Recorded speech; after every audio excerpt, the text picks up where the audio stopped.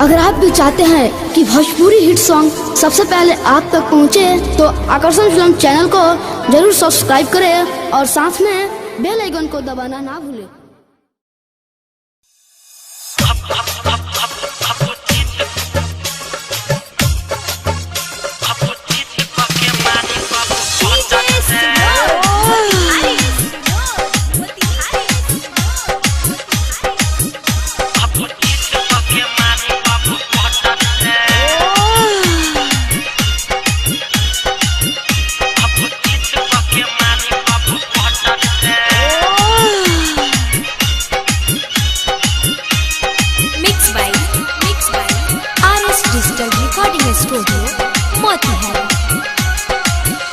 कबो चित के मारे कबो पटरे, कबो चित के मारे कबो पटरे।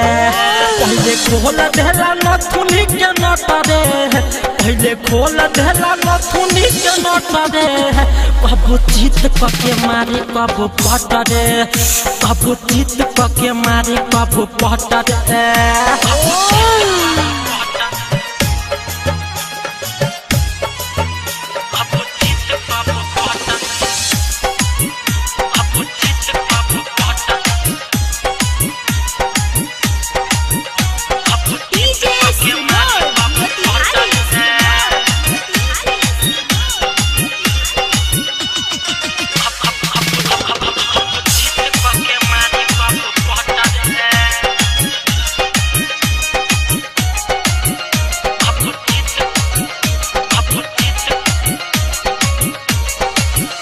देखे होठ के ललाई तब पड़ेला भिड़ाई, लाहे लाहे धीरे धीरे तब पड़ेला चटाई।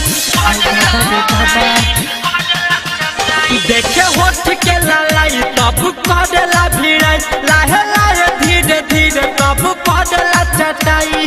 भाता ढाबा बड़ी खड़क टहल रे, मोरा भाता ढाबा बड़ी खड़क टहल रे।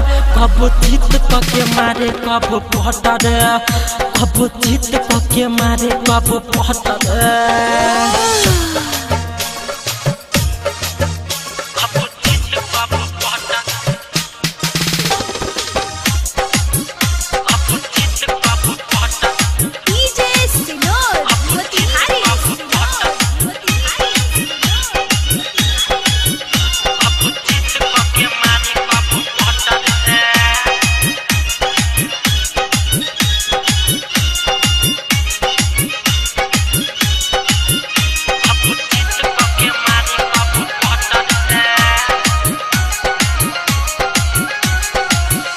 कबो ढोरी के खोदाई फिर करेला खबाई, रात भर दिन भर खूब करेला कमाई।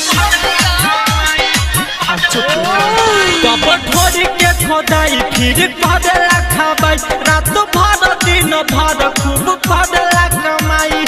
रोही धनी धर के ढाट रे, भारत हिंदी ढाल है सुते खात रे। कबो चित के मारे कबो पटरे, कबो चित के मारे कबो पटरे।